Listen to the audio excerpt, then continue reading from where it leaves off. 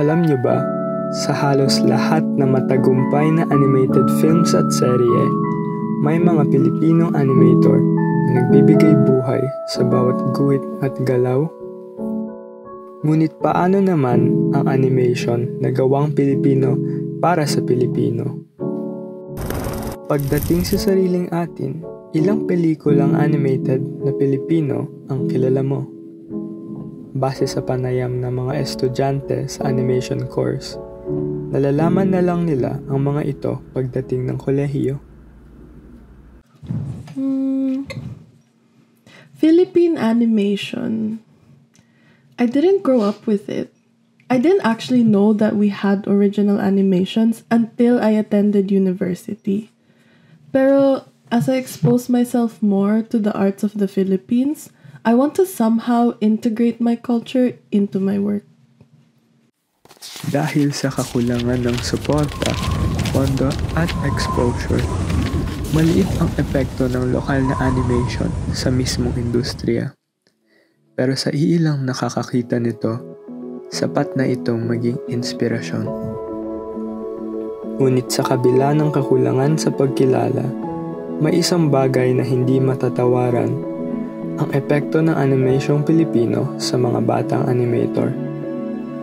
Mas marami ang nahihikayat na isama ang kulturang Pilipino sa kanilang mga proyekto na nagpapatibay sa ating identidad sa mundo ng animation.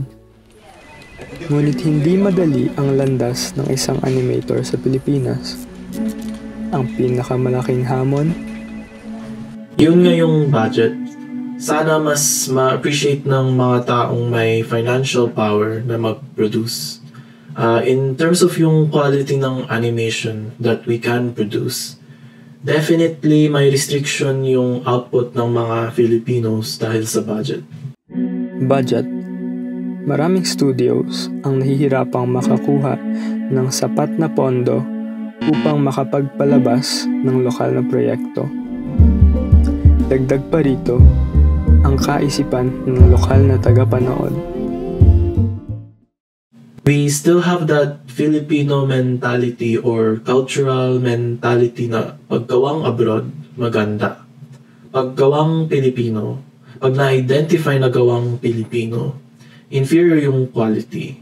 But the irony of it is that they don't know that most of the cartoons that people watch on TV came from or has been done here in the Philippines. Mas pinapaboran ng ilan ang banyagang animation kaysa sa sariling atin. Ang colonial mentality ay isang matagal ng hadlang, pero isa itong kaisipan na unti-unting binabago ng mga bagong henerasyon ng animators. Sa ngayon, ang pinakamalaking oportunidad para sa isang Pilipinong animator ay nasa outsourcing, ang paggawa ng animation para sa dayuhang kumpanya. Isang matibay na industriya, ngunit isa ring hamon dahil marami sa ating talento ang napupunta sa ibang bansa imbes na nagagamit para sa sarili nating mga kwento.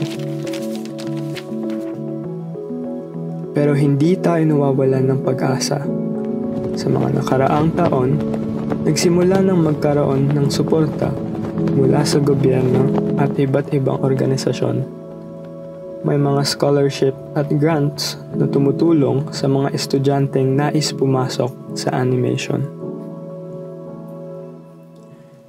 They are picking up more compared to the last couple of years. Now we are seeing more programs that are trying to support the animation industry with, for example, the ACPI with their grants for student thesis, and many more others like the NCCA, FDCP, Cinekabataan, and Cinemalaya. At higit sa lahat, may mga Pilipinong veterano sa industriya mula sa Disney, Pixar at iba pa na bumabalik sa bansa upang magbigay ng seminar at mentorship at lumikha ng sariling mga proyekto. Isang hakbang patungo sa mas matibay na kinabukasan ng animasyong Pilipino. We do have a lot of Filipino animators abroad who are trying to bring our culture to the global stage, like with Bobby Pontillas coming back to the Philippines to create original work after working in Disney and abroad. And there's also Ronnie Del Carmen, who's a legend as a voice actor and an animator, coming back as well to the Philippines to sort of help nurture the growing industry here. Marami pa ang kailangan gawin, pero isang bagay ang sigurado. May pag-asa.